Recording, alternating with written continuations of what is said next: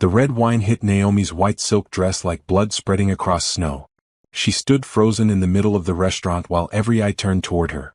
Her husband Julian laughed, his arm wrapped around the waist of a woman Naomi had never seen before.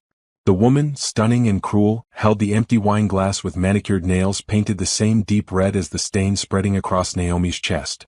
"Oops," the woman said, her voice dripping with false sweetness. "How clumsy of me." Julian didn't even pretend to be sorry. He leaned back in his chair at their corner table, the one Naomi had been told was for an important business dinner. She had come straight from a board meeting, excited to support her husband's latest venture. Instead, she found him with this stranger, and now she stood humiliated in front of 50 witnesses. "You should go home, Naomi," Julian said, his voice cold and distant. Nothing like the man who had whispered sweet promises on their wedding day 5 years ago. "This is awkward for everyone." Naomi's hands trembled, but she forced herself to stay calm. "You told me to meet you here. You said it was about the Singapore contract." "Did I?" Julian smirked, exchanging glances with his companion. "I must have forgotten. This is Vanessa, by the way. She's been helping me with my business for the past 18 months. Very closely. 18 months. The words hit Naomi harder than the wine. 18 months of lies. 18 months of coming home late, of canceled dinners, of distance that Naomi had blamed on herself. She had worked harder, smiled more, tried to be perfect.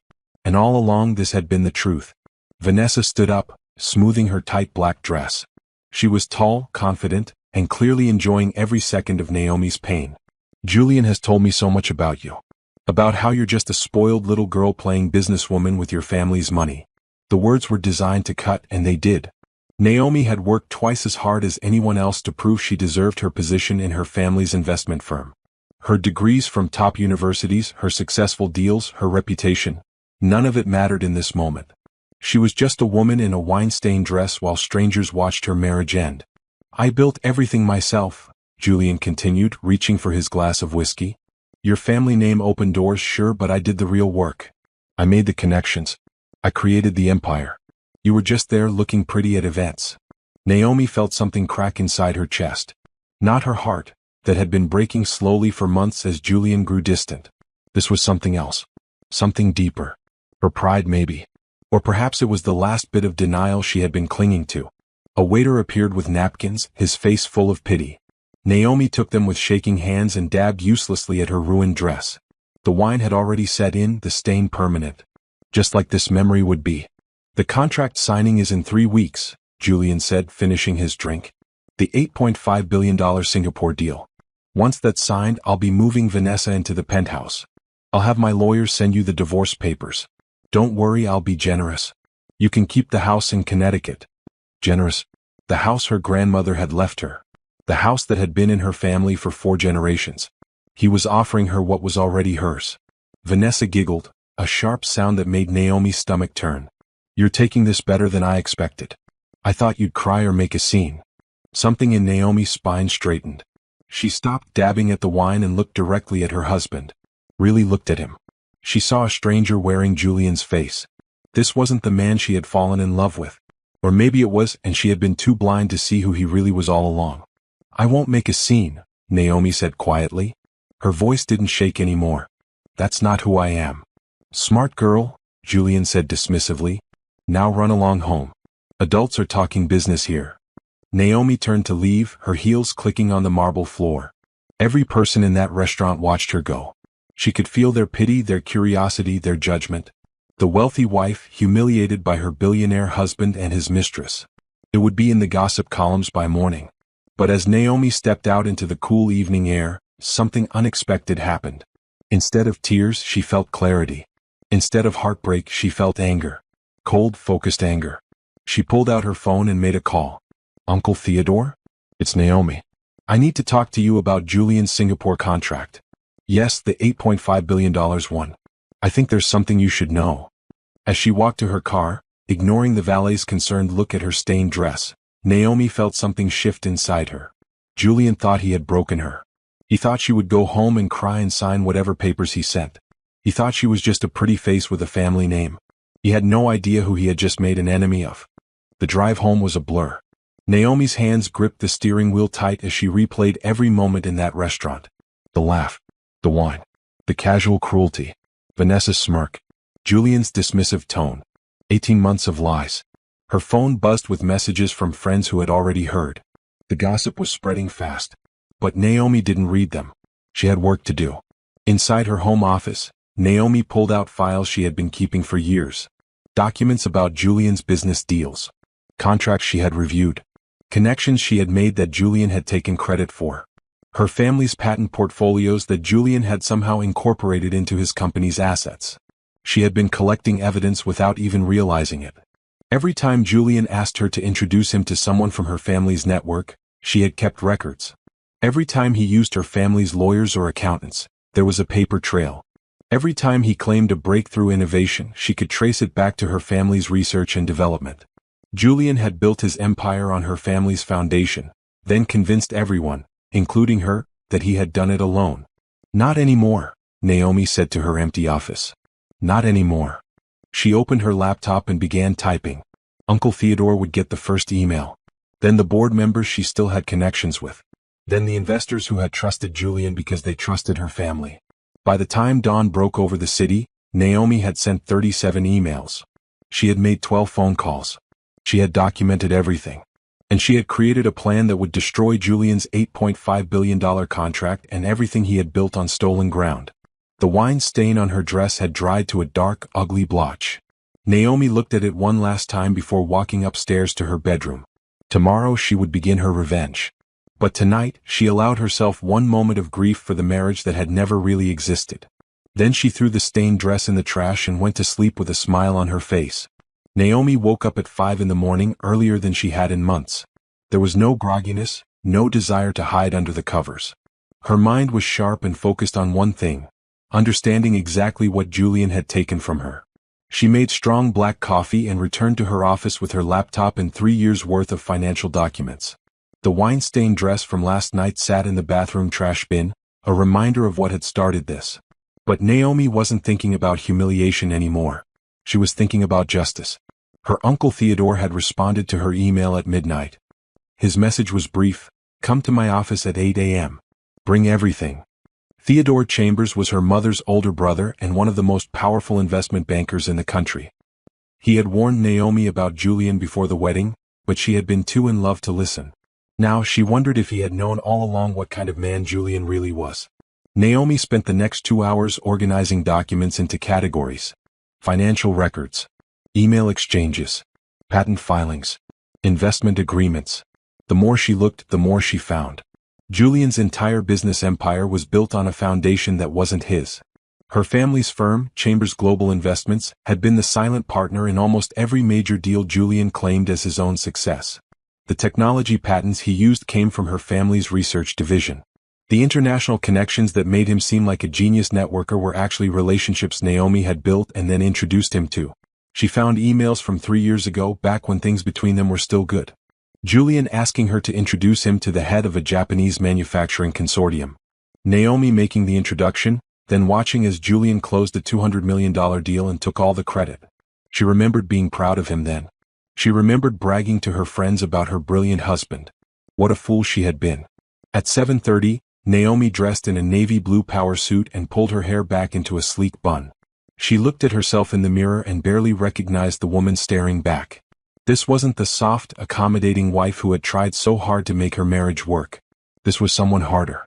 Someone who wouldn't be played for a fool again. Theodore's office was on the 52nd floor of a glass tower in downtown Manhattan. His assistant, an efficient woman named Patricia, smiled when she saw Naomi arrive. "He's expecting you," Patricia said. "And he's been making calls since 6 this morning. I haven't seen him this energized in years." That was interesting. Naomi filed that information away as she entered her uncle's massive corner office. Theodore stood at his window looking out over the city.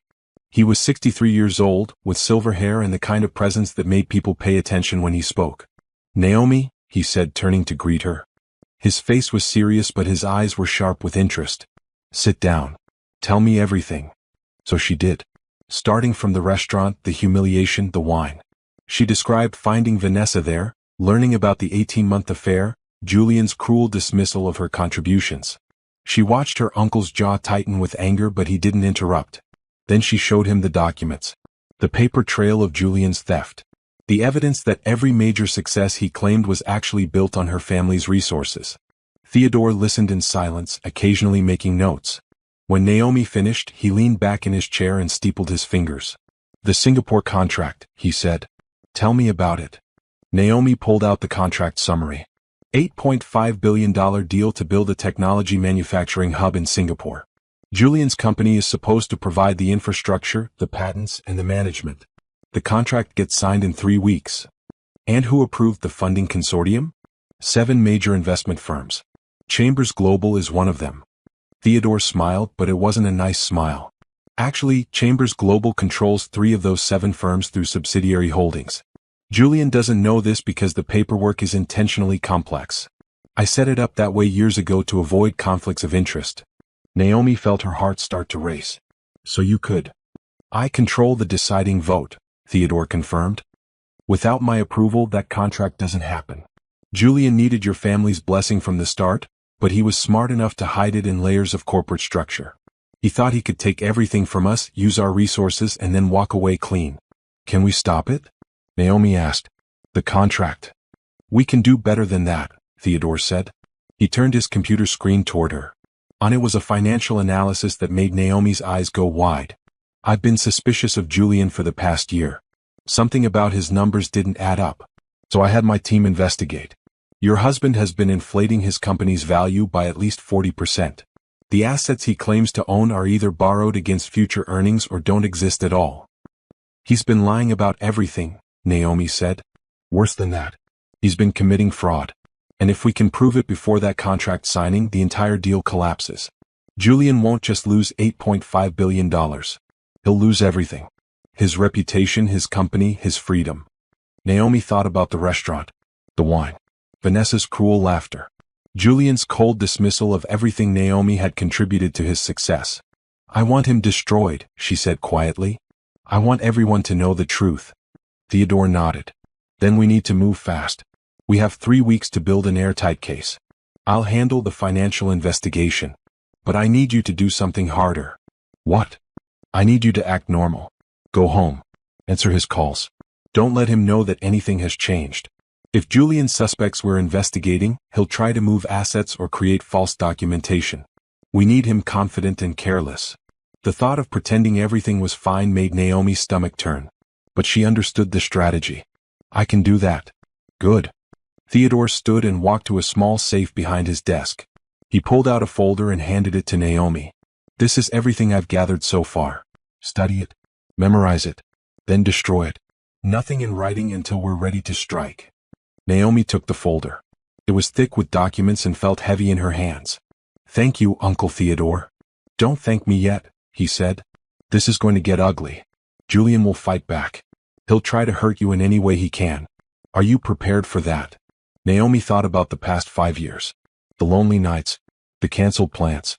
The way Julian had slowly made her doubt herself, made her feel less than, made her believe she was lucky to have him.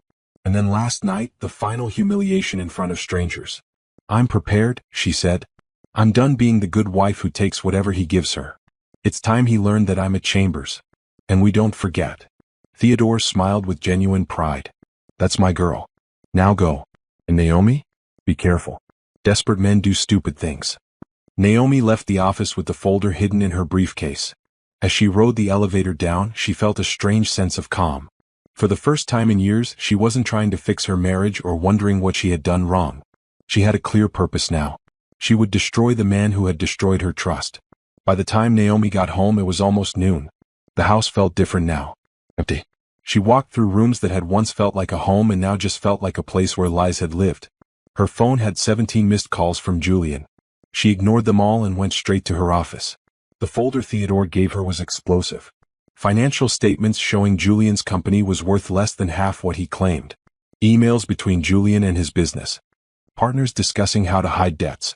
Most damaging of all, proof that the key patents for the Singapore deal were actually owned by Chambers Global, not Julian's company. Julian had been planning to use her family's intellectual property without permission. He thought that once they were divorced, no one would trace it back. He thought he was untouchable. He was wrong. Naomi spent the afternoon making careful notes. She cross-referenced every document, checking dates and signatures. She built a timeline of Julian's deception that went back almost to the beginning of their marriage. It was worse than she thought. He had been using her from day one. Her phone rang again. This time it was a number she didn't recognize. Against her better judgment, she answered. Mrs. Harrington? A woman's voice, professional and cool. Yes. This is Jennifer Hale from Hale & Associates. I'm calling on behalf of your husband, Julian Harrington. We'll be sending divorce papers to you this week. Mr. Harrington wanted me to inform you that he expects a quick and quiet dissolution. He's prepared to offer you a settlement of $2 million and the house in Connecticut. $2 million. It would have been insulting if it wasn't so laughable. Naomi's share of her family's company alone was worth over $50 million. And Julian knew that. Tell Mr. Harrington I'll review the papers when they arrive, Naomi said calmly.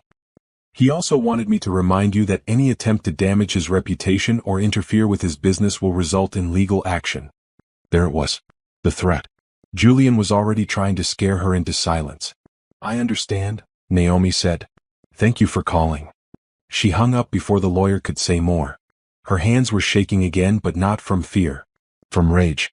Julian was trying to control her even now. Even after the humiliation, the betrayal, the cruelty, he thought he could dictate terms.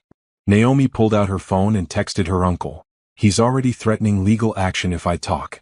Sending divorce papers this week. Theodore's response came immediately. Perfect. Let him think he's won. Meanwhile, we're getting closer. Found something big in the Singapore contracts. Call you tonight. Naomi smiled. Julian thought this was over. He thought he had broken her and moved on. He had no idea that the woman he had humiliated was about to become his worst nightmare. She spent the rest of the day going through every piece of evidence. By evening, she had a clear picture of Julian's empire and exactly where it was vulnerable. The Singapore contract was the keystone. If it fell, everything else would collapse. And she was going to make sure it fell spectacularly. 3 days after the restaurant incident, Naomi sat in a private conference room with her uncle Theodore and 2 of his most trusted advisors. Outside the window, the city sparkled with afternoon light, but inside the room, the atmosphere was tense with focused energy. We have 18 days until the contract signing, Theodore said, laying out a timeline on the conference table. That gives us barely enough time to complete the investigation and present our findings to the consortium. Rachel Kim, Theodore's chief financial analyst, pulled up a presentation on the large screen at the end of the room. We've completed the deep dive into Julian's finances. The situation is even worse than we initially thought. Naomi leaned forward, her notebook ready. She had spent the past 3 days acting like nothing had changed, ignoring Julian's increasingly aggressive calls and texts. He had sent the divorce papers through a courier, and she had signed them without argument. That had surprised him enough that he stopped calling. He thought he had won. He had no idea what was coming. Julian's company, Harrington Technologies, claims a net worth of $3.2 billion, Rachel continued. But that number is based on inflated asset valuations and projected future earnings that have no basis in reality. The actual value is closer to $800 million, and that's being generous. How did he hide it? Naomi asked. Multiple shell companies, creative accounting, and straight-up lies, said James Patterson, Theodore's legal counsel. He'd value a piece of equipment at market rate, then use that inflated value as collateral for loans, then use those loans to buy more equipment that he'd also overvalue. It's a house of cards. Theodore nodded grimly. The Singapore contract was supposed to be his way out. If he got that $8.5 billion deal, he could use the advance payments to cover his debts and make the numbers look legitimate. By the time anyone realized the truth, he'd have already cashed out. What about Vanessa? Naomi asked. Does she know? Rachel pulled up a new document. Vanessa Loran. She's not just some woman he's having an affair with. She's a corporate lawyer who specializes in complex international contracts. She met Julian 2 years ago when she helped structure one of his deals. So she knows exactly what he's doing, Naomi said. More than that, James added. We found emails suggesting she's been helping him hide assets in offshore accounts. She's not a victim here. She's an accomplice. Naomi felt a cold satisfaction settle over her. She had wondered if Vanessa was just another woman fooled by Julian's charm. Now she knew better. They were partners in crime and they would both pay the price. What about the patents? Naomi asked. The technology Julian claims to own for the Singapore deal. Theodore smiled. That's where things get interesting. Show her Rachel. Rachel pulled up a series of patent documents. Chambers Global owns 17 patents that are essential to the technology Julian promised Singapore.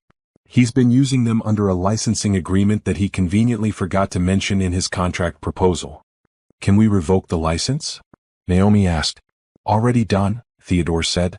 As of this morning, Julian no longer has legal access to use any Chambers Global intellectual property.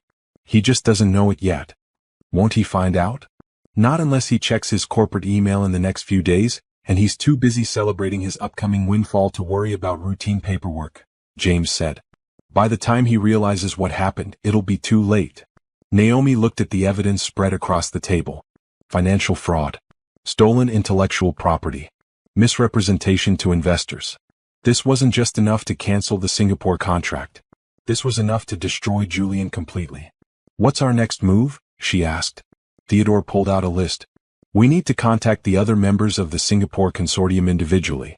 They need to see this evidence before the signing ceremony. If we just dump it on them publicly, they might try to save face by going through with the deal anyway. But if we give them time to review privately, they'll have no choice but to pull out. Who do we talk to first? The Singapore government representative, Theodore said. Mr. Lim Chin Wei. He's the ultimate decision maker. If he pulls out, the whole deal collapses. I'll schedule a meeting, Rachel said, making notes. I want to be there, Naomi said.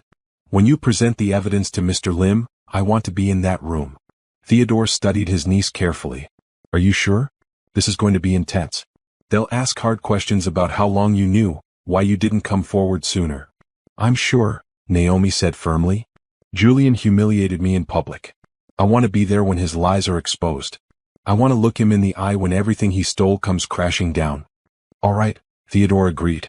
But you need to be prepared for the fallout. Julian will know you were involved. He'll try to hurt you however he can. Let him try, Naomi said. I'm not the naive woman he married anymore. I'm done being afraid of him. The meeting continued for another 2 hours. They mapped out every step of their plan with military precision. Contact Mr. Lim first, then the other consortium members. Present the evidence. Give them 72 hours to review with their own lawyers. Then watch as they all pulled out of the deal one by one. The contract signing was scheduled for exactly 18 days from now, on a Friday afternoon. It was supposed to be a major media event, with press from around the world covering Julian's biggest triumph. Instead, it would be his most public failure. As the meeting wrapped up, Theodore pulled Naomi aside. There's something else you should know, he said quietly. I had investigators look into Julian's personal finances, separate from the company. He's been moving money into offshore accounts under Vanessa's name. He's planning to hide assets from the divorce, Naomi said. Exactly. But here's the thing, those transfers might be illegal. If we can prove he's hiding marital assets, we can freeze everything. He won't just lose the contract. He'll lose access to his personal fortune too. Naomi felt a fierce surge of satisfaction. Do it. Freeze it all. It'll take a few days to get the court orders, Theodore warned. And once we do, Julian will know something is wrong. I don't care, Naomi said. I want him to know. I want him to feel what it's like to lose everything. Theodore hugged his niece, something he rarely did. Your mother would be proud of you, he said softly. Naomi's mother had passed away 3 years ago, and it still hurt like an open wound. She never liked Julian either. Said he had cold eyes. She was right, Naomi said. About everything. That evening, Naomi went home to the house that suddenly felt too big and too empty. The divorce papers sat on her desk, already signed. Julian had made it easy for her, demanding almost nothing except that she stay quiet about his affairs and not interfere with his business. She laughed at that now. Not interfere with his business. If he only knew. Her phone buzzed with a text from an unknown number.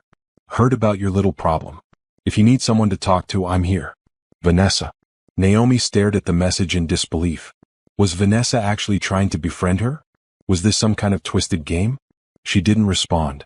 Instead, she blocked the number and poured herself a glass of the expensive red wine Julian had brought back from his last business trip to France. The same color as the wine Vanessa had poured on her dress. Naomi raised the glass in a silent toast to her reflection in the darkened window. To revenge, she whispered. And to making them both pay. The wine was perfect. Smooth and rich with just a hint of bitterness at the end. Exactly how Naomi felt about her life right now. Across town, in the penthouse apartment he used to share with Naomi, Julian was celebrating. He had convinced himself that the divorce was the best thing that ever happened to him. Naomi had signed without a fight, which proved she was weak. Vanessa was in his bed, which proved he had won. In 2.5 weeks he would sign the biggest contract of his career.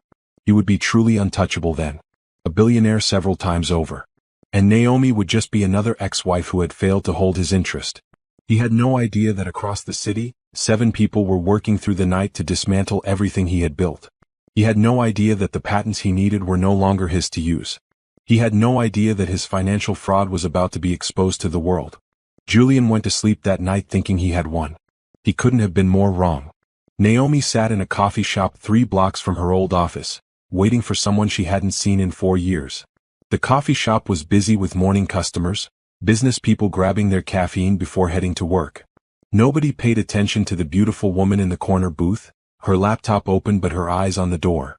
At exactly 8:15 Nina Washington walked in. She spotted Naomi immediately and her face broke into a huge smile. Nina was a successful corporate lawyer now, but Naomi remembered her as the struggling law student who had been her study partner at Columbia Business School. "Naomi Chambers," Nina said, sliding into the booth and pulling her into a hug. "I heard about Julian. I'm so sorry." "Don't be," Naomi said. "I'm not." Nina pulled back and studied her friend's face. "You seem different. Good different." "I found out who my husband really is," Naomi said. "And now I'm going to make sure everyone else knows too." Interest sparked in Nina's eyes. "Tell me everything." So Naomi did. She explained the restaurant humiliation, the investigation, the evidence of fraud. She watched as Nina's expression shifted from sympathy to anger to professional calculation. "You have proof of all this?" Nina asked. "Boxes of it. Financial records, emails, patent documents. My uncle has been leading the investigation." "Theodore Chambers?" Nina said with respect. "He's legendary. If he's involved, Julian is finished." "That's where you come in," Naomi said. She pulled out a folder and slid it across the table. "I need to know if there's any way Julian can wriggle out of this legally.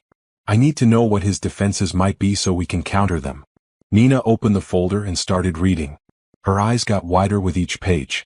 "Holy shit, Naomi. This isn't just corporate malpractice. This is criminal fraud. He could go to prison for this." "Good," Naomi said flatly. Nina looked up from the documents. "You really want to destroy him completely, don't you?" "He destroyed me first," Naomi said. "In front of 50 people in a restaurant. He poured wine on me." His mistress laughed. "They treated me like garbage. So yes, I want him destroyed." "Then I'm in," Nina said. "Whatever you need, you've got it. Julian always rubbed me the wrong way anyway. Too smooth, you know? Like he was always selling something." Naomi said. "He was selling lies." They spent the next hour going through the evidence. Nina made notes, asked questions, and pointed out potential weak points in their case. By the time they finished, Naomi had a better understanding of exactly how strong their position was. "One question," Nina said. "Have you thought about what happens after?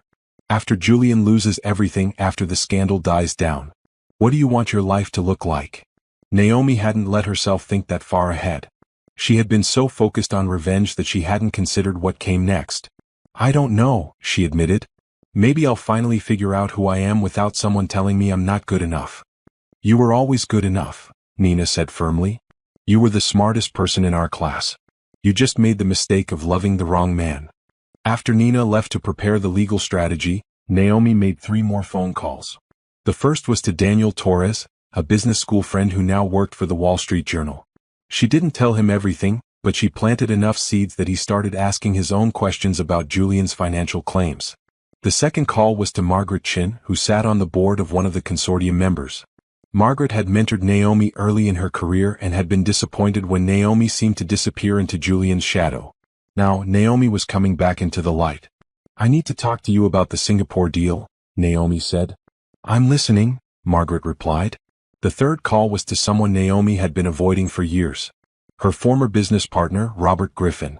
They had started a small consulting firm together right after business school, but Naomi had sold him her shares when she married Julian. He had been hurt by her choice, feeling like she was giving up her dreams for a man. He had been right. "Robert," Naomi said when he answered.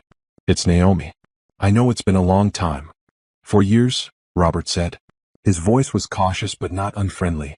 "I heard about your situation. Are you okay? Better than okay, Naomi said. I need your help with something. They met for lunch at a quiet restaurant downtown. Robert looked the same, tall, serious, with kind eyes behind wire-rimmed glasses. He had built their consulting firm into a successful business with 20 employees and major clients. I should have listened to you, Naomi said after they ordered. You told me Julian was wrong for me. I didn't say that, Robert corrected gently. I said that giving up your career for him was wrong. There's a difference. Well, you were right either way, Naomi said. She explained what had happened, leaving out the most painful details. Robert listened without interrupting, his expression growing darker. What do you need from me? He asked when she finished. Information, Naomi said. You work with a lot of tech companies. Have you heard anything about Julian's firm? Any rumors about financial problems? Robert was quiet for a moment, then nodded slowly. About 6 months ago, I heard whispers that Harrington Technologies was having cash flow problems. Nothing concrete, just talk. But in our industry where there's smoke, there's usually fire. Anything else? One of my clients almost signed a deal with Julian last year. At the last minute they pulled out. When I asked why, they said something felt off about his numbers. They couldn't prove anything, but their instinct said no. Who was the client? Quantum Systems. They're developing cutting-edge battery technology.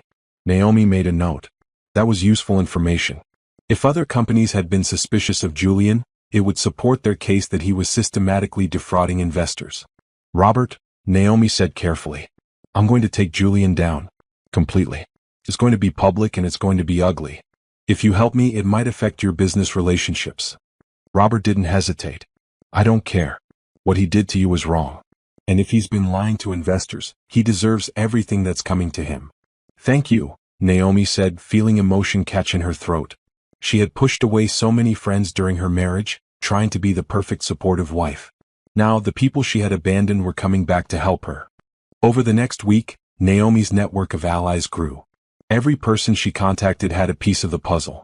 A suspicious contract here, an inflated valuation there, a pattern of behavior that made people uncomfortable but never quite crossed the line into provable fraud.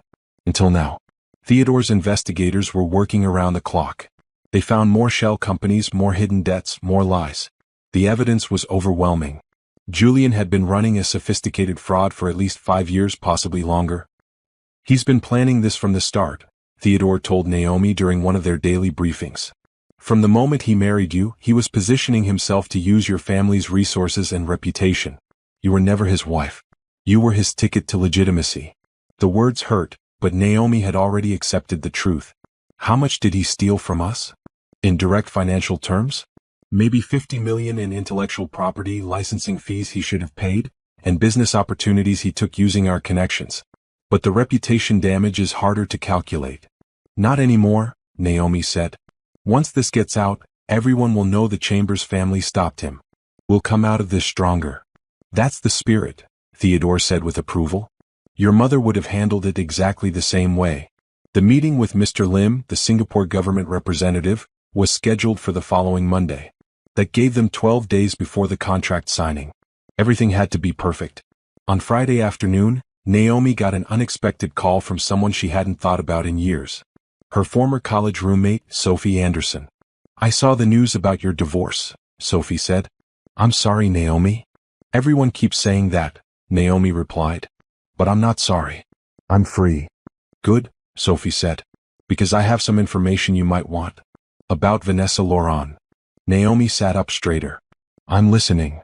She's not who she says she is, Sophie explained. I work in corporate investigations now, and when I heard her name connected to Julian, I did some digging. Vanessa Laurent isn't her real name. She changed it legally 5 years ago. Before that, she was Vanessa Kowalski, and she was involved in a corporate fraud case that got settled out of court. She's a criminal, Naomi said. A smart one. She knew how to stay just barely on the right side of legal, so the charges were dropped. But the people who worked with her say she's ruthless. She finds successful men, helps them commit fraud, then disappears with her share before everything collapses. She's using Julian, Naomi realized. And he probably thinks he's using her, Sophie said. They deserve each other. Naomi thanked Sophie and immediately called Theodore with the new information. This changed everything. Vanessa wasn't just Julian's mistress. She was his partner in crime and possibly his handler. which meant she might have evidence they hadn't found yet. Can we get access to her communications? Naomi asked. Not legally, Theodore said. But we can make sure the authorities know to look into her background. If she's been involved in fraud before, they'll want to investigate her role in this. Everything was coming together. The allies Naomi had assembled were providing piece after piece of damaging evidence. Julian's house of cards was starting to shake. Soon it would all come crashing down. The conference room in Theodore's office looked like a war room. 3 walls were covered with printouts, timelines, and financial charts. Colored strings connected different pieces of evidence, creating a web that showed exactly how Julian had built his fraud. Naomi stood in the center of it all, coffee in hand, studying the evidence for the 100th time. It was Sunday morning, 9 days before the contract signing. Tomorrow they would meet with Mr. Lim. Everything had to be perfect. Walk me through it one more time, Theodore said. He was testing her, making sure she could explain everything clearly and confidently. Naomi set down her coffee and pointed to the beginning of the timeline. 5 years ago Julian and I got married. At that time his company was valued at roughly $50 million. Small but growing. She moved to the next section. Within 6 months of our marriage, Julian's company suddenly secured 3 major contracts worth a combined $200 million. These contracts came through connections I introduced him to from the Chambers network. Theodore nodded. Continue. Over the next 3 years, Julian systematically used my family's intellectual property, presenting it as his own innovations. He used our lawyers, our accountants, and our reputation to secure increasingly larger deals. Each time, he inflated his company's value based on assets he didn't actually own. Naomi moved to the largest chart, which showed Julian's claimed net worth versus his actual assets. The gap was enormous. By last year, Julian claimed his company was worth $3.2 billion. In reality, when you strip away the inflated valuations, the misrepresented assets, and the intellectual property he's using illegally, his actual worth is closer to $800 million. And that $800 million is heavily leveraged with debt. What about the Singapore contract? Theodore asked. The Singapore contract was supposed to be his escape route, Naomi explained. The deal requires him to provide specific technology patents.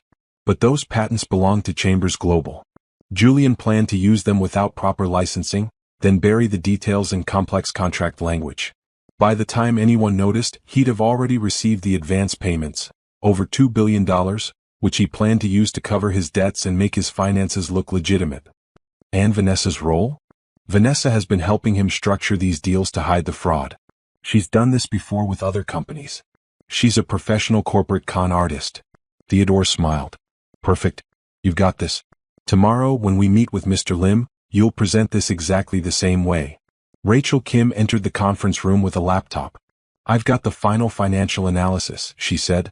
You're going to want to see this. She pulled up a spreadsheet that made Naomi's eyes widen. We tracked down all of Julian's offshore accounts. He's been moving money out of the country for the past 18 months, right around the time his affair with Vanessa started. How much? Theodore asked. $47 million. All hidden in accounts under shell company names. But here's the interesting part. Vanessa has signature authority on all of them. She's planning to disappear with the money, Naomi realized.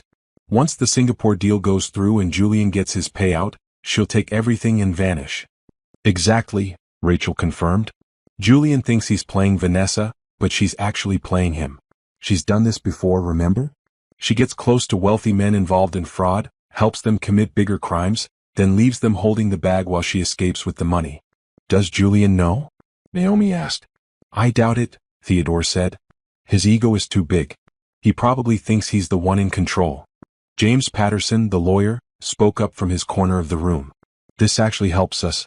If we can show that Vanessa has been actively helping Julian commit fraud, and that she's done this before, it strengthens the criminal case.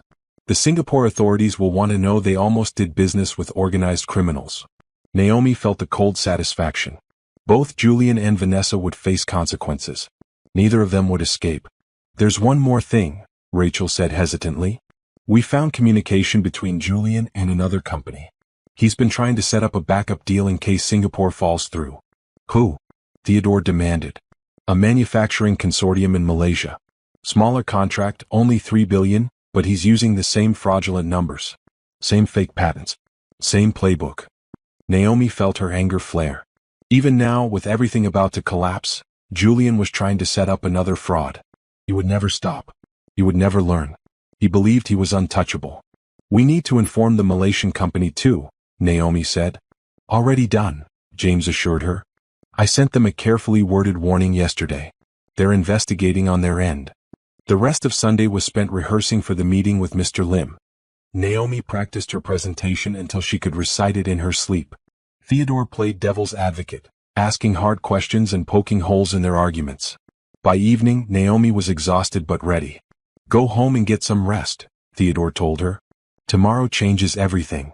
That night, Naomi couldn't sleep. She lay in bed thinking about the past 5 years. All the signs she had missed. All the times Julian had manipulated her. All the moments when she had doubted herself instead of trusting her instincts. Never again. Her phone buzzed with a text. It was from Julian.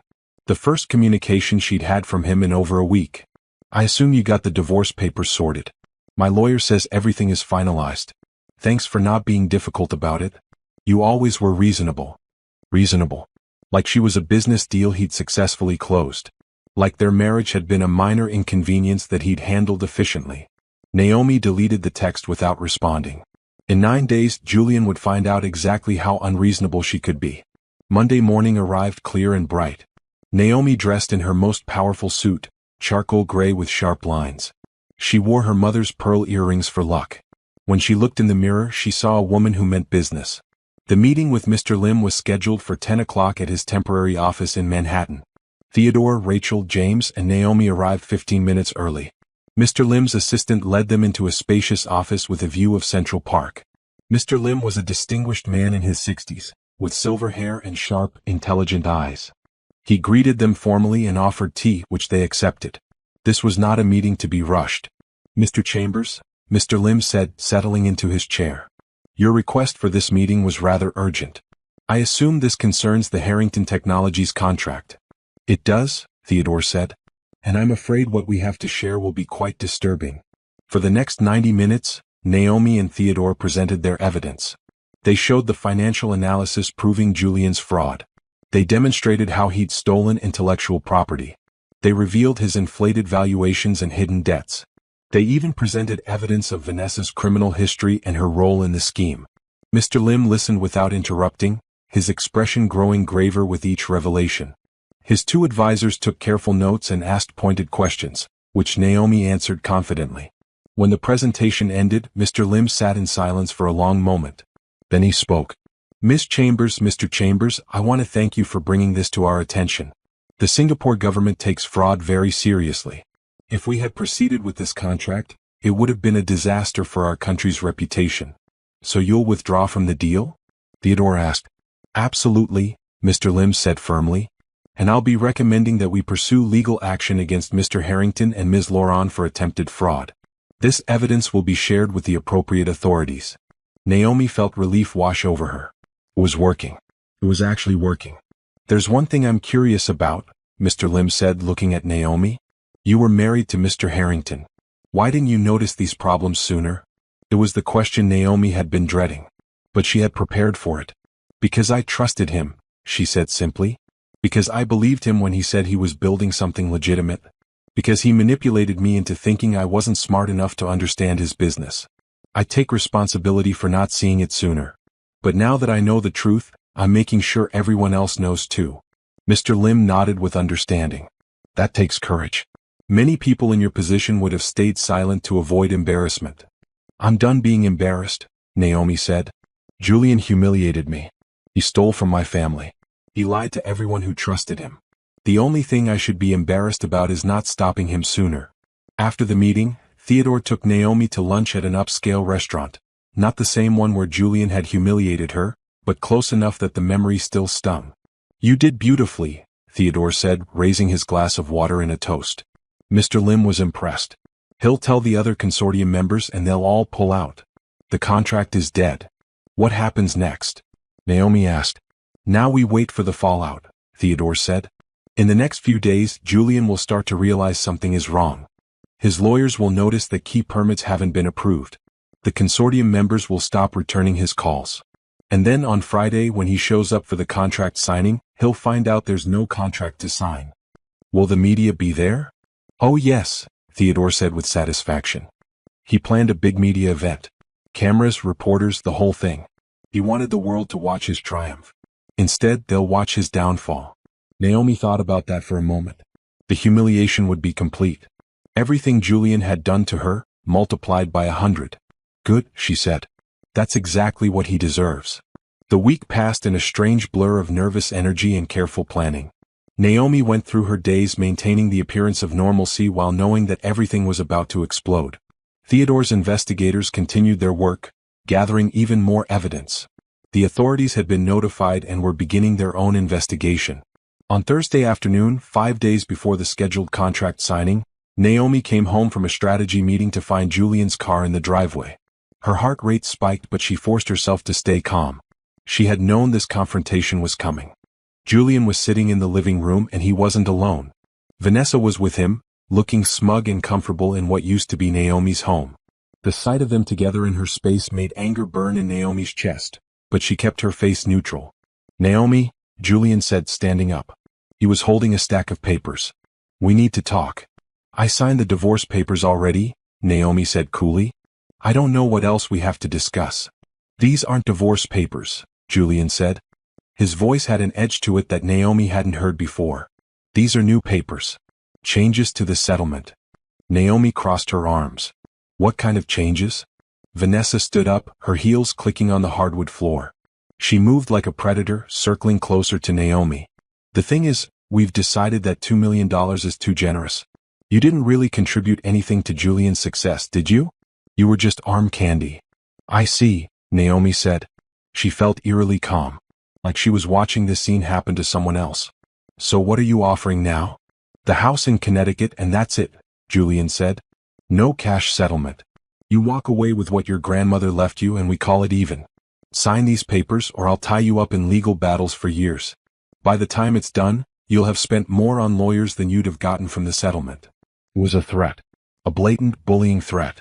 The old Naomi would have been afraid. She would have signed anything to avoid conflict. But the old Naomi was gone. No, Naomi said simply. Julian's face darkened. Excuse me? I said no. I'm not signing anything. Don't be stupid, Vanessa snapped. You have no leverage here. Julian has the money, the power, the connections. You're nothing without him. Naomi looked at Vanessa for a long moment. This woman who had poured wine on her dress. This woman who was a criminal. This woman who thought she was so clever. Is that what you really think? Naomi asked softly. Something in her tone made Julian pause. For the first time, a flicker of uncertainty crossed his face. What's that supposed to mean? It means I'm done being pushed around, Naomi said. It means I'm not signing your papers. It means you can leave my house now. Your house. Julian laughed, but it sounded forced. I paid the bills here for 5 years. With my family's money, Naomi said. Every deal you ever closed, every contract you ever signed, was because of connections I gave you. But you're about to find that out for yourself. Now Julian looked genuinely worried. What are you talking about? Nothing, Naomi said sweetly. Just that you might want to check on your Singapore contract. Make sure everything's in order for Friday. The color drained from Julian's face. What did you do? I didn't do anything, Naomi said truthfully. I just told some people the truth about your business practices. They found the rest on their own. Vanessa grabbed Julian's arm. She's bluffing. She doesn't know anything. But Julian was smarter than Vanessa gave him credit for. He understood immediately that something had gone wrong. You talked to someone. Oh, your uncle? Among others, Naomi said. Turns out a lot of people were curious about how you built your empire so quickly. Once they started looking, they found all sorts of interesting things. Julian stepped forward, his face twisted with rage. For a moment, Naomi thought he might actually try to hurt her. But she held her ground, refusing to show fear. You're going to regret this, Julian hissed. I will destroy you. I'll ruin your reputation, your career, everything. You'll never work in this industry again. No, Naomi said calmly. You won't. Because by this time next week, you're going to be too busy dealing with your own problems to worry about me. What problems? Vanessa demanded. Julian's about to sign the biggest contract of his career. He's untouchable. Naomi smiled. It was not a nice smile. Is he? Have you checked your email today, Julian? Or your corporate accounts? Because I think you'll find some interesting messages waiting for you. Julian pulled out his phone, his hands shaking slightly. He opened his email and Naomi watched as his face went from angry to confused to horrified. He was reading the notice that his licensing agreement for Chambers Global Patents had been revoked. The notice that had been sent 5 days ago but that he had been too busy celebrating to notice. You can't do this, Julian whispered. I already did, Naomi said. Those patents were never yours, Julian. You were using them under license from my family's company. And now you're not. The Singapore contract requires those patents, Julian said. He was talking more to himself than to her. Without them I can't fulfill the terms. I can't. He looked up at Naomi with something she'd never seen in his eyes before. Fear. You destroyed me, he said. No, Naomi corrected. You destroyed yourself. I just made sure everyone found out about it. Vanessa grabbed the phone from Julian and started scrolling through his messages. Her face went pale as she realized what Naomi had done. We need to fix this. We need to call the lawyers, the investors, the consortium. We can work something out. No, you can't, Naomi said. It's over. The Singapore government knows about your fraud. The other consortium members have been informed. There's no fixing this. Julian sank back onto the couch, his head in his hands. For 5 years he had been the strong one, the successful one, the one in control. Now he looked broken. Naomi felt no sympathy. Get out of my house, she said quietly. Both of you. And don't come back. Naomi, Julian said looking up at her. Please. We can work this out. I made mistakes but we can fix this together. You're my wife. I'm your ex-wife, Naomi corrected. The papers are already filed, remember? You made very sure of that. I didn't mean it, Julian said desperately. I wasn't thinking clearly. Vanessa, Don't you dare, Vanessa snapped at him. Don't you dare try to blame this on me. Naomi watched as the two people who had humiliated her started turning on each other. It was almost satisfying enough to make up for the pain they'd caused. Almost. This is your last chance, Naomi said. Leave now or I call security to remove you. Julian stood up slowly. He looked at Naomi like he was seeing her for the first time. I underestimated you, he said. Yes, Naomi agreed. You did. You thought I was weak because I loved you. You thought I was stupid because I trusted you. You were wrong about everything. Vanessa grabbed her purse and headed for the door. This isn't over, she threatened. We'll sue you for sabotage, for interference, for everything. Good luck with that, Naomi said. You'll need lawyers who work for free because from what I understand, all your hidden accounts are about to be frozen by the authorities. Vanessa's face went white. You couldn't know about those. I know everything, Naomi said. I know about your real name. I know about your criminal history. I know about the offshore accounts. I know all of it. For the first time, Vanessa looked genuinely scared. Without another word, she fled the house. Julian stood alone in the doorway. I loved you, he said quietly. No, you didn't, Naomi replied. You loved what I could give you. There's a difference. After they left, Naomi locked the door and leaned against it, her heart racing. She had done it. She had confronted them and won. They had come to threaten her, and she had sent them away defeated. Her phone rang. It was Theodore. Julian just called me, Theodore said. He's panicking. He knows everything is falling apart.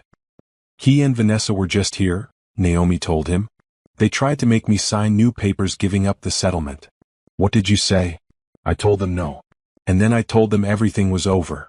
Theodore laughed. I wish I could have seen his face. How are you feeling? Strong, Naomi said. And she meant it. For the first time in 5 years I feel strong. Good. Because tomorrow is going to be even more interesting. The authorities want to interview you about Julian's fraud. Are you ready? I'm ready, Naomi said. I'm ready for all of it. That night, Naomi slept better than she had in months. When she woke up Friday morning, exactly 1 week before the scheduled contract signing, she felt a sense of peace. The worst was behind her. Now came the satisfaction of watching everything unfold. Julian's empire was about to collapse completely. And this time, Naomi would be watching from a safe distance, free and clear. The unraveling happened faster than even Theodore predicted. On Friday morning, 3 major financial news outlets published articles questioning Julian's company valuations. By afternoon, the stories had been picked up by mainstream media. By evening, Julian's name was trending on social media for all the wrong reasons. Naomi watched it unfold from Theodore's office, surrounded by her uncle and his team. They had monitors set up showing different news channels, financial websites, and social media feeds. It was like watching a controlled demolition in slow motion. Breaking news from the Singapore Ministry of Trade, a news anchor announced. The government has announced they are withdrawing from a planned $8.5 billion technology contract with Harrington Technologies, citing concerns about financial irregularities. The screen cut to a statement from Mr. Lim. After a thorough review, we have determined that the representations made by Harrington Technologies regarding their assets and capabilities were not accurate. Singapore has a zero-tolerance policy for fraud, and we will not proceed with this partnership. Naomi felt satisfaction bloom in her chest. Mr. Lim hadn't just cancelled the contract. He had publicly called Julian a fraud. "Look at this," Rachel said, pointing to another screen showing financial markets. "Harrington Technologies stock is in freefall. It's down 68% in the last hour. Investors are running for the exits," James observed. "Once the first domino falls, they all go." Theodore's phone hadn't stopped ringing. Other consortium members wanted to talk. Investors wanted answers. Even some of Julian's own board members were calling, trying to distance themselves from the disaster. "The Malaysian deal just fell through too," Rachel announced, reading from her tablet. "They're citing the same concerns as Singapore." Naomi wondered what Julian was doing right now. Was he in his office watching the same news feeds? Was Vanessa still with him, or had she already started planning her escape? Her phone buzzed. It was a text from an unknown number, but she recognized the tone immediately. "Julian, this is all your fault. You destroyed everything I built. I hope you're happy." Naomi didn't respond. There was nothing to say. She had warned him. She had tried to be the supportive wife for years. He had made his choices, and now he was facing the consequences. Another text came through, this one longer and more desperate. "Please, Naomi. Tell them it was a mistake. Tell them the evidence is wrong. I'll give you anything. We can work together. I'll give you half of everything. Just help me fix this." Now he wanted to work together. Now he valued her opinion. It was too late. Naomi blocked the number and turned back to the monitors. By Saturday morning, the story had exploded even further. Investigative journalists had dug into Julian's background and found more discrepancies. Old business partners came forward with stories of questionable deals. Former employees talked about how Julian took credit for other people's work. The picture that emerged was of a man who had been lying and cheating his way to the top for his entire career. The marriage to Naomi wasn't just a personal choice. It was a calculated business move to gain access to the Chambers family network. "They're calling it one of the biggest corporate frauds of the decade," Nina said when she stopped by Theodore's office that afternoon. She had been working on the legal strategy and looked exhausted but satisfied. "The SEC has opened an investigation. The FBI is looking into the offshore accounts. This is big, Naomi. Really big." "Good," Naomi said. She didn't feel guilty about the scale of Julian's downfall. He had earned every bit of it. On Sunday, a new development shocked everyone. Vanessa was spotted at the airport trying to board a flight to Panama. She was detained by federal agents before she could leave the country. The news showed her being led away in handcuffs, her designer luggage scattered on the airport floor. "They got her," Theodore said with satisfaction. "She won't be disappearing with Julian's money after all." Naomi watched the footage of Vanessa's arrest. The woman who had poured wine on her dress. The woman who had mocked her in that restaurant. Now she was facing federal charges for fraud and money laundering. Justice felt sweet. Monday brought the media circus Naomi had been dreading. Reporters camped outside her house trying to get a statement. Her phone rang constantly with interview requests. Everyone wanted to know about the wife who brought down her billionaire husband. Theodore's PR team helped her craft a simple statement. "I discovered fraudulent activities in my former husband's business and felt obligated to report them to the appropriate authorities. I'm cooperating fully with all investigations." She didn't mention the humiliation at the restaurant. She didn't talk about the affair or the wine or the mockery. She kept it professional and factual. But the media found the story anyway. Someone who had been in the restaurant that night came forward and described the scene. The wine. The laughter. The cruelty. Suddenly, Naomi wasn't just the wife who exposed fraud. She was the wronged woman who got revenge. The public ate it up. Social media exploded with support for Naomi. Women shared their own stories of being underestimated by partners. People praised her courage in standing up to Julian. The narrative shifted from corporate fraud to a story about strength and justice. "You're becoming a symbol," Nina told her during a phone call. People see you as someone who fought back and won. Naomi wasn't sure how she felt about that. She hadn't set out to be anyone's hero. She had just wanted Julian to pay for what he did.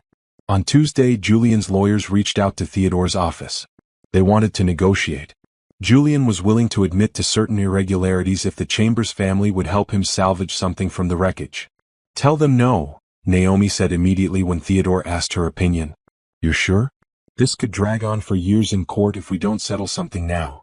"I'm sure," Naomi said firmly. Julian had his chance to do the right thing. He chose to pour wine on my dress instead. No deals. No negotiations. He faces the full consequences of his actions. Theodore smiled. "That's my girl." By Wednesday, more companies came forward reporting suspicious dealings with Julian. The fraud had been even more widespread than anyone initially realized. Estimates suggested he had defrauded investors of over $500 million over 5 years. The authorities announced they were pursuing criminal charges. Julian would face trial for multiple counts of fraud, money laundering, and other financial crimes. If convicted, he could spend decades in prison. Naomi tried to feel something about that: sadness, regret, even triumph. But mostly she just felt empty. The man she had married or thought she married had never really existed. Julian had been playing a role from day one. Everything had been a lie. On Thursday, exactly 1 week after the confrontation at her house, Naomi received an unexpected visitor. It was Robert Griffin, her former business partner. "I thought you might want some company," he said when she opened the door. "This week has been insane." Naomi let him in, grateful for a friendly face. They sat in her living room, the same room where Julian had tried to threaten her just days ago. "How are you holding up?" Robert asked. "Honestly, I don't know," Naomi admitted. "Part of me feels vindicated. But part of me just feels sad that I wasted 5 years of my life on someone who never cared about me." "You didn't waste them," Robert said gently. "You learned who you are. You found your strength. That's not nothing." They talked for hours about everything and nothing. Robert told her about his company's growth, about his life over the past 4 years. He didn't judge her for marrying Julian or staying as long as she did. He just listened and supported her. As he was leaving, he paused at the door. "For what it's worth, I always knew you were the strong one." Julian just couldn't see it because he was too busy looking at himself. After he left, Naomi sat alone in her living room and thought about the future. The divorce would be final soon. Julian's empire had collapsed. The authorities were handling the criminal case. Her part in this was essentially done. So what came next? That night, Naomi pulled out her old business plans from before she married Julian. Ideas she'd had for consulting projects, companies she wanted to start, goals she had abandoned to support her husband's dreams. She read through them with fresh eyes and realized something important. She didn't want revenge anymore. She wanted to build something of her own. Something that had nothing to do with Julian or his failures. Something that was purely hers. Tomorrow was Friday. The day Julian's contract signing was supposed to happen. The day that would have been his greatest triumph. Instead, it would be the final nail in his coffin. But for Naomi, tomorrow would be the first day of building her new life. A life without lies, without manipulation, without someone telling her she wasn't good enough. Tomorrow she would start becoming the person she was always meant to be. Friday morning arrived with brilliant sunshine streaming through Naomi's windows. She dressed carefully in a cream-colored suit, elegant and powerful. Today was not about revenge anymore. Today was about witnessing the final chapter of Julian's downfall and then moving forward with her life. The contract signing ceremony was scheduled for 2 o'clock at the Plaza Hotel. Julian had booked the grand ballroom, invited major media outlets, and planned an elaborate event to celebrate what should have been his crowning achievement. Even now, apparently he was going through with it, either out of delusion or desperation. Theodore had arranged for Naomi to watch from a private room overlooking the ballroom. She wasn't there to gloat. She just needed to see it end with her own eyes. When she arrived at the plaza with Theodore and Nina, the scene was already chaotic. News vans lined the street. Reporters crowded the entrance. But they weren't there to celebrate Julian's success. They were there to witness his failure. Inside the ballroom, someone had already set up the stage with chairs for the signing ceremony. Microphones stood ready for speeches that would never be given. A banner hung behind the stage reading Harrington Technologies, Building Tomorrow's World. The irony was painful. "He's here," Nina said quietly, looking at the entrance. Julian walked into the ballroom looking haggard and desperate. He had clearly not slept in days. His expensive suit hung wrong on his frame, like he'd lost weight overnight. Vanessa wasn't with him, she was in federal custody, so he was alone except for two lawyers who looked like they wanted to be anywhere else. Julian walked to the stage and looked out at the empty chairs. The consortium members who should have been there were all conspicuously absent. No one from the Singapore government had shown up. No investors, no partners, no supporters. Just Julian, his lawyers, and a room full of journalists waiting for the disaster to unfold officially. From her private viewing room, Naomi watched as Julian's face slowly registered what was happening. The reality that there would be no contract signing. No $8.5 billion deal. No triumph. Just public humiliation and the end of everything he'd built on lies. At exactly 2 o'clock, a representative from the consortium stepped forward. Not Mr. Lim, he had better things to do, but a junior lawyer tasked with delivering the death blow. "Ladies and gentlemen of the press," the lawyer said into the microphone, "I'm here to deliver a statement on behalf of the Singapore Technology Consortium. After thorough investigation, we have determined that Harrington Technologies made material misrepresentations regarding their assets, capabilities, and ownership of key intellectual property. Therefore, the proposed contract valued at $8.5 billion is hereby officially cancelled." The lawyer set down a document on the signing table. It wasn't a contract. It was a cancellation notice. "Furthermore," the lawyer continued, "the Singapore government is cooperating with United States authorities in their investigation of potential criminal fraud. That is all." The lawyer walked off the stage, leaving Julian standing there alone. The ballroom erupted. Reporters shouted questions. Cameras flashed. It was the media circus Julian had wanted, but not the way he'd imagined it. "Mr. Harrington, did you knowingly commit fraud? Is it true your wife exposed your crimes? Will you be filing for bankruptcy? Are you going to prison?" Julian stood frozen at the microphone, his face ashen. For a moment, Naomi thought he might actually pass out. His lawyers moved to escort him off the stage, but he pushed them away. "This is a misunderstanding," Julian said into the microphone. His voice cracked. "I can explain everything. There have been some accounting irregularities, but nothing criminal. I've been set up by people who want to destroy me." "Who set you up?" a reporter shouted. Julian's eyes scanned the ballroom, wild and desperate. "My ex-wife and her family. They're trying to steal my company. They've always been jealous of my success." From the viewing room, Theodore snorted. "He's going with that defense? Good luck." "Mr. Harrington," another reporter called out. "Is it true that you built your company using your ex-wife's family's intellectual property without permission?" "That's a lie," Julian said, but his voice had no conviction. "I built everything myself. From nothing. I'm self-made." A reporter in the front row stood up. "I have documents here showing that 17 patents registered to Chambers Global Investments were used in your technology without proper licensing. Would you like to comment on that?" Julian's face went red. "Those patents, that's complicated. It's technical legal issues that have been blown out of proportion by." "Is it true your business partner, Vanessa Laurent, was arrested for trying to flee the country with $47 million in hidden funds?" Julian opened his mouth but no sound came out. He looked like a man watching his life crumble in real time. "I loved my wife," he suddenly said, and the room went quiet. "I made mistakes, but I loved her. This is all because she couldn't accept our divorce. She's a bitter woman who wants revenge." Naomi felt the words like a slap. Even now, even with everything exposed, Julian was trying to make her the villain. But then a female reporter in the back stood up.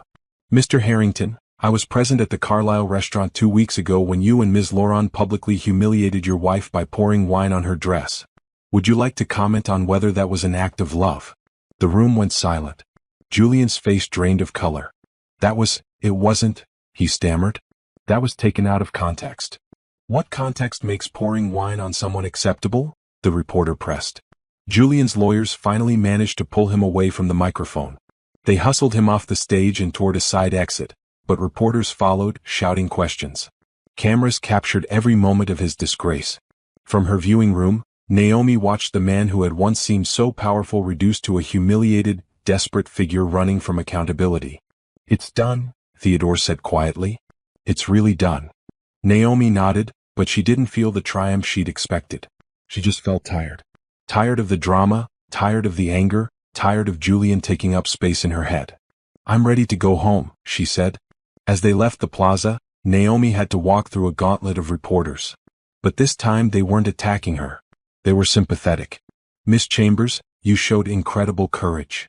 You're an inspiration. What message do you have for other women in similar situations? Naomi stopped and looked at the cameras. She thought about all the women who had been made to feel small by their partners. All the people who had been used and manipulated and told they weren't good enough. Don't let anyone make you doubt your worth, she said simply. If something feels wrong, trust yourself. You're probably right. Then she got into the car with Theodore and Nina and left. That evening, as news of the canceled contract dominated every major outlet, Naomi sat in her home office and did something she hadn't done in years. She opened a blank document and started writing a business plan. Not for revenge. Not to prove anything to Julian. Just for herself. Her phone buzzed with texts from friends, from colleagues, from people she hadn't heard from in years. Everyone wanted to congratulate her, to praise her courage, to offer support. But the text that mattered most came from Robert Griffin. Proud of you. Coffee next week? Naomi smiled and texted back, yes.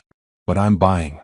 On the news, legal experts were analyzing Julian's potential prison sentence. Financial analysts were discussing how his fraud would impact the broader tech industry. Social commentators were debating the dynamics of power in relationships. But Naomi wasn't watching anymore.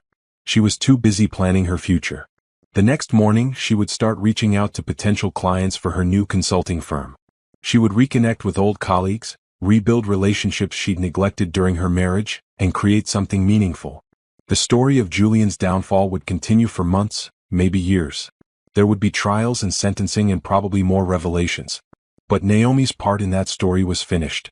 She had exposed the truth. Justice was being served. Now it was time to live her own life. As she got ready for bed that night, Naomi looked at herself in the mirror. The woman staring back was different from the one who had walked into that restaurant 2 weeks ago. Stronger. Clear. Free. Thank you, she whispered to her reflection. For not giving up. Tomorrow would bring new challenges. But for the first time in 5 years, Naomi was excited to face them. 3 months after the canceled contract signing, Naomi stood in her new office space in downtown Manhattan. The walls were still bare, waiting for art. The furniture was minimal but elegant. Through the windows, she could see the city spreading out in all directions, full of possibility. This is perfect, Robert said, walking through the empty reception area. You've really done it. Chambers Consulting Group had officially launched 2 weeks ago. Naomi had used her own money, not her family's but her own savings and investments, to start the company. She had already signed 3 clients, all of them businesses that valued ethical practices and transparency. The irony wasn't lost on her. After exposing fraud, she had built a consulting firm focused on helping companies maintain integrity and proper business practices. It felt right. I can't believe how fast it came together, Naomi admitted. She was wearing jeans and a casual blazer, her hair loose around her shoulders. She looked younger, lighter, free of the weight she'd been carrying during her marriage. That's because you're good at what you do, Robert said. You always were. You just needed to remember it. Their friendship had deepened over the past months. Robert had been there through the worst of the media circus, offering support without judgment. They had coffee every week, talking about business and life and everything in between. Sometimes Naomi wondered if it might become something more. But she wasn't ready for that yet. She was still learning how to be alone, how to make decisions without considering someone else's opinion first, how to trust her own instincts. Have you been following the trial? Robert asked carefully. He knew it was a sensitive topic. A little, Naomi said. Enough to know he's facing serious prison time. Julian's trial had been scheduled for next month. The evidence against him was overwhelming. His lawyers were trying to negotiate a plea deal, but the prosecutors weren't interested in leniency. Fraud at this scale demanded consequences. Vanessa had already taken a plea deal, agreeing to testify against Julian in exchange for a reduced sentence. Even in her criminal activities, she had been smarter than him. She would serve 5 years and then disappear into whatever life she built after prison. And how do you feel about it? Robert asked. Honestly? Naomi thought about it. I feel nothing. That's the strangest part. I thought I'd feel satisfied or vindicated or something. But mostly I just feel indifferent. That part of my life is over. That's healthy, Robert said. It means you've moved on. The door to the office opened and Nina walked in, carrying a box of pastries from the bakery downstairs. Congratulations on your new space. It's gorgeous. The 3 of them sat on the floor, there weren't any chairs yet, and ate croissants while discussing Naomi's business plans. It felt easy and comfortable, like this was how life was always supposed to be. Friends supporting each other. Honest conversations. No hidden agendas or manipulations. I have something to tell you, Nina said, brushing crumbs from her hands. I got offered a partnership at my firm, and I'm thinking about turning it down. What? Why? Naomi asked. Because I want to work for myself like you're doing. I've been thinking about starting my own practice, focusing on helping women navigate divorces and business disputes.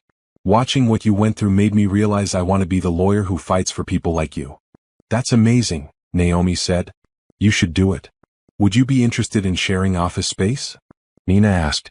We could refer clients to each other, build a kind of partnership between our firms. Naomi felt a surge of excitement. Yes, absolutely yes. This was what she had been missing during her marriage. Partnership that was real, between equals, built on respect and trust. Not someone taking credit for her work or diminishing her contributions. Just two strong women building something together. After Robert and Nina left, Naomi spent the afternoon unpacking boxes and arranging her office. Her phone rang with her uncle's number. I have some news, Theodore said when she answered. The consortium reached out to me. They want to discuss the Singapore contract. Naomi's heart skipped a beat. What about it? They want to offer it to you. For a moment, Naomi couldn't speak. What? They were impressed with how you handled the Julian situation. Your integrity, your attention to detail, your willingness to do the right thing even when it was hard. They want to know if you'd be interested in taking on the project yourself. But I don't have a technology company, Naomi said. I just started a consulting firm. They know that. They're proposing a different structure. You would serve as the project coordinator and ethical oversight, partnering with established tech firms who would handle the actual manufacturing. It would be worth about $9 billion over 5 years. $9 billion. More than Julian's canceled contract. And entirely on her own merit. I need to think about it, Naomi said. Her mind was racing.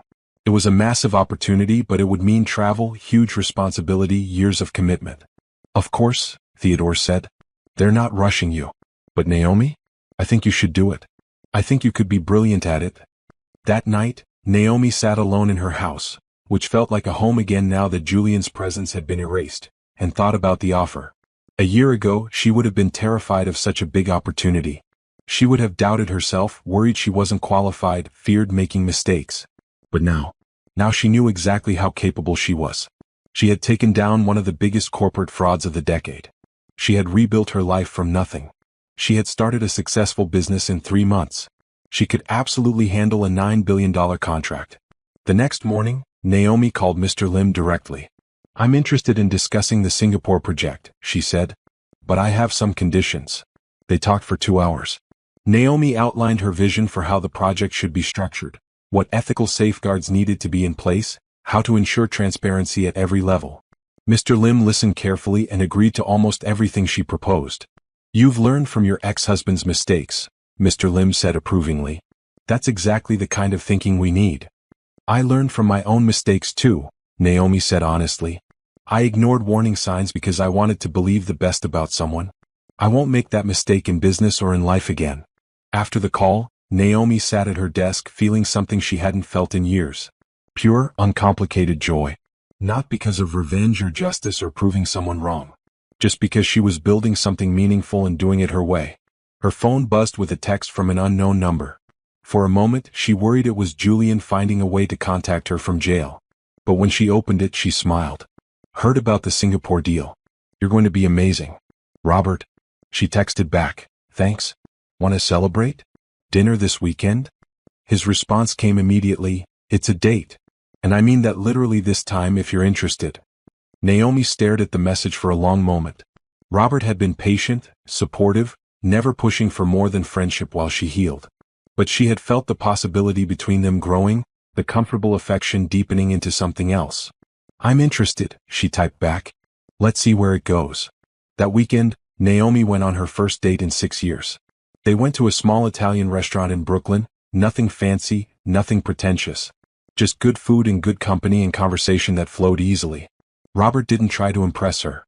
He didn't talk about how successful he was or how much money he made. He asked about her hopes for the future. He listened when she talked about her fears. He made her laugh without trying to dominate the conversation. It was everything a date should be and everything her relationship with Julian had never been. I'm not ready for anything serious yet, Naomi said honestly as they walked along the waterfront after dinner.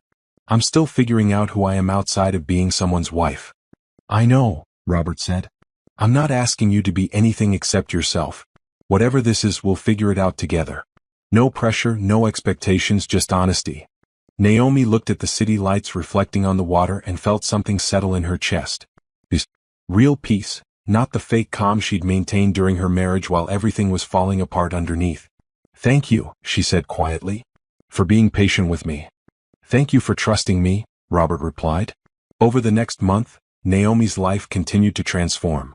She signed the Singapore contract, making headlines as the businesswoman who replaced her fraudulent ex-husband with integrity and skill. Her consulting firm grew rapidly, with clients seeking her out specifically because of her reputation for ethical practices. The trial proceedings moved forward. Julian's legal team tried everything to avoid prison, but the evidence was overwhelming. In the end, he was sentenced to 18 years in federal prison for fraud, money laundering, and theft of intellectual property. When Naomi heard the news, she felt a moment of sadness for the man she had thought she married. But that man had never existed. Julian had always been a fraud in business and in life. The sentence was just. She didn't attend the sentencing. That chapter of her life was closed. She had better things to focus on now. Like her growing relationship with Robert, which was developing slowly and naturally into something that felt real and sustainable. Like her business, which was helping other companies avoid the kind of fraud Julian had perpetrated. Like her friendship with Nina, whose legal practice was thriving in their shared office space. Like the life she was building that was entirely her own. 6 months after the contract cancellation, Naomi stood in front of a packed conference room at a business leadership summit. She had been invited to speak about corporate ethics and integrity, and the room was filled with CEOs, investors, and business students eager to hear her story. The day my husband poured wine on my dress in a restaurant, Naomi began, and the room went silent, I had a choice. I could go home and cry and accept that this was my life. Or I could decide that enough was enough. She told her story clearly and simply, without drama or self-pity. The fraud, the investigation, the cancellation of the contract, the consequences. But mostly she talked about the rebuild. About learning to trust herself. About creating something meaningful from the ashes of betrayal. The best revenge isn't destroying someone else, she concluded. It's building a life so good that you forget they even exist. The room erupted in applause. After her speech, dozens of people lined up to talk to her. Women who had faced similar betrayals. Young entrepreneurs who wanted advice. Investors who wanted to work with her. Naomi talked to as many people as she could, offering encouragement and exchanging business cards. This was her life now, not defined by what had been done to her, but by what she was building for herself. That evening she had dinner with her Uncle Theodore at his favorite steakhouse. He looked at her across the table with undisguised pride. Your mother would have been so proud of you, he said, raising his glass. You took a terrible situation and turned it into something powerful. I had good teachers, Naomi said, clinking her glass against his. You showed me that integrity matters more than money. Mom showed me that you can be strong and kind at the same time. And you're showing the world that women who have been underestimated are the most dangerous adversaries of all, Theodore said with a smile. Julian learned that the hard way. Naomi laughed. Julian is somebody else's problem now. I barely think about him anymore. It was true. Months ago, Julian had been the center of her thoughts. Her anger, her pain, her desire for revenge. Now he was just a footnote in her history. A mistake she'd learned from and moved past. How are things with Robert? Theodore asked. He was one of the few people who knew about their relationship. Good, Naomi said, and she meant it. Really good. We're taking it slow, but it feels right. He sees me as an equal. He celebrates my success instead of feeling threatened by it. That's how it should be, Theodore said. Partnership, not competition. The next week brought news that the Singapore project was officially moving forward under Naomi's oversight. The contract signing, a real one this time, was scheduled for the following month. It would be low-key, professional, and legitimate. Everything Julian's event had pretended to be. Naomi flew to Singapore with a team of lawyers and advisors. Mr. Lim greeted her warmly and introduced her to the other project stakeholders. The actual signing took 15 minutes in a conference room with no media present. Just serious people doing serious business. Welcome to the project, Miss Chambers, Mr. Lim said as they shook hands.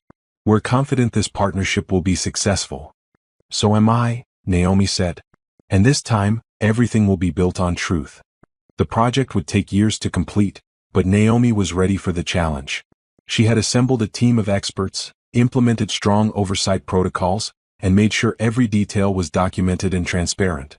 This would be her legacy, not as the woman who brought down her corrupt husband, but as someone who proved that success could be built on integrity. Back in New York, life continued to improve in small and large ways. Nina's law practice was thriving, and they had hired 2 associates to help with the growing workload. Robert's company had won several major contracts, and they celebrated each other's successes without jealousy or competition.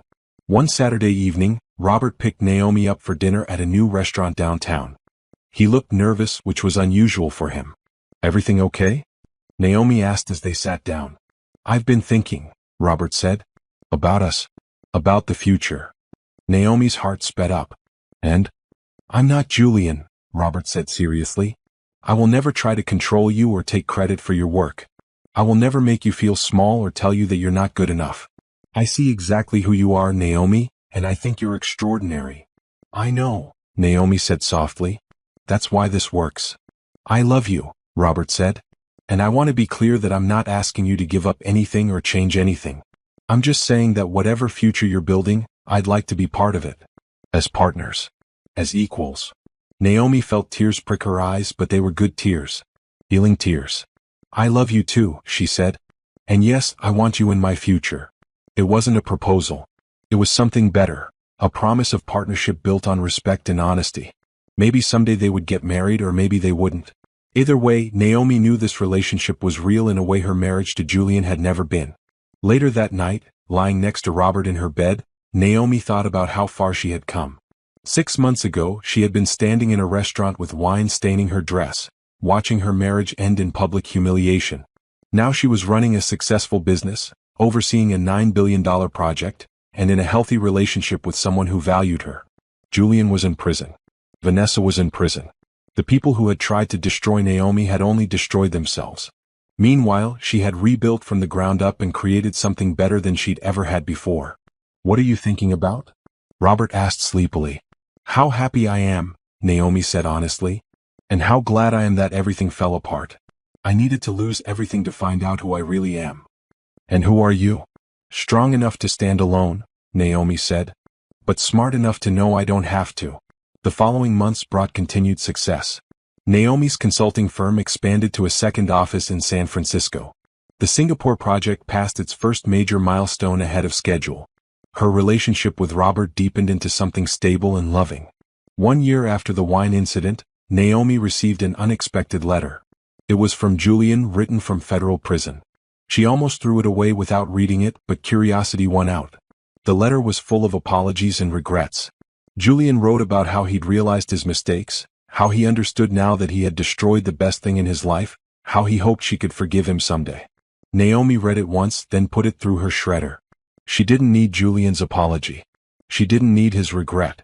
She had already forgiven herself for trusting him, for staying too long, for not seeing the truth sooner. That was the only forgiveness that mattered. Instead, she wrote a letter to her younger self. The woman who had been so eager to fall in love that she ignored warning signs. The woman who had made herself small to fit into someone else's vision. The woman who had doubted her own worth. "You are enough," Naomi wrote. "You are always enough.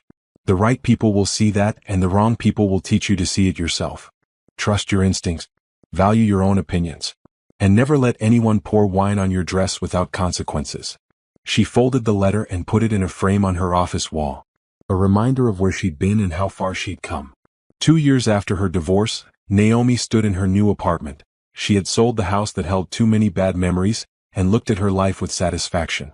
She had built something real. Something honest. Something that was entirely hers. Her consulting firm was recognized as one of the top ethical business advisors in the country. The Singapore project was a massive success, with other countries already reaching out about similar partnerships. She was frequently invited to speak at conferences about integrity in business. But more than the professional success, she had rebuilt herself. She knew her own worth now. She trusted her instincts. She surrounded herself with people who valued her as an equal. She had learned that the best revenge wasn't about destroying someone else. It was about building a life so good that you forgot to be angry anymore. On a quiet Sunday morning, Naomi sat on her balcony with coffee and watched the city wake up. Robert was inside making breakfast. Nina was texting about their lunch plans. Her uncle Theodore had sent an article about another successful project milestone. She thought about Julian briefly, wondering if he ever realized that betraying her was the worst business decision he'd ever made. But the thought was fleeting, unimportant. Julian was the past, and Naomi was focused on her future. A future filled with honest work, real relationships, and the kind of success that couldn't be taken away because it was built on truth instead of lies. A future where she was the author of her own story instead of a supporting character in someone else's. The wine stain on her dress had washed away. The humiliation had faded. The pain had healed. What remained was strength, wisdom, and a happiness that came from knowing exactly who she was and refusing to settle for anything less than she deserved. Naomi smiled at the city spreading out before her, full of possibility and promise. This wasn't an ending. It was a beginning. The real beginning of her life. And it was going to be beautiful.